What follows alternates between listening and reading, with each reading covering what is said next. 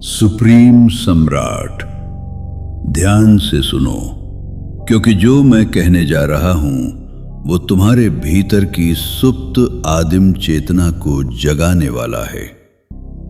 मनुष्य का मस्तिष्क केवल तर्क नहीं मानता, वो संरचना मांगता है, वो सार्थकता मांगता है। वो अपने जीवन में उस दैवीय नायक को खोज रहा है जो उसके अस्तित्व को एक अर्थ दे सके। ये जीवित रहने का परम मनोवैज्ञानिक सत्य है। जब तुम अपनी दृष्टि, अपने विचार इस ब्रह्मांड में प्रसारित करते हो, तुम एक अत्यंत सूक्ष्म मनोवैज्ञानिक प्रक्रिया कर रहे हो। तुम साझा चेतना का निर्माण कर रहे हो।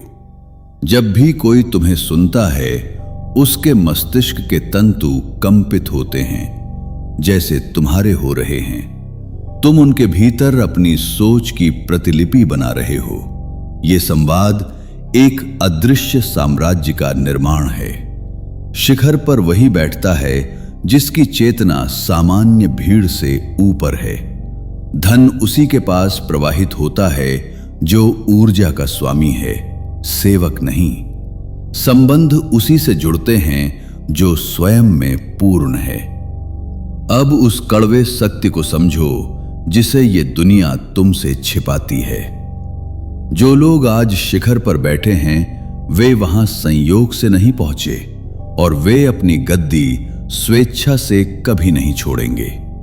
सत्ता केवल सुविधा नहीं है, ये एक शारीरिक नशा है। उनके शरीर का रसायन, उनका रक्त उन्हें उस कुर्सी से बांधे रखता है। यदि तुम उनकी सीढ़ी चढ़ने का प्रयास करोगे तो वे तुम्हें रोकेंगे।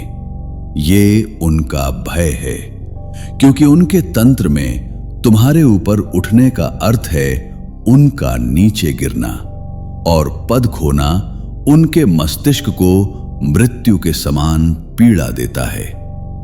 तो तुम क्या करोगे? क्या तुम उनकी कतार में खड़े होकर अपनी बारी की भीख मांगोगे? नहीं, एक सुप्रीम सम्राट ऐसा नहीं करता। हम उनकी सीढ़ी नहीं चढ़ते, हम उनकी व्यवस्था को ही अस्वीकार करते हैं। हम विद्रोही हैं।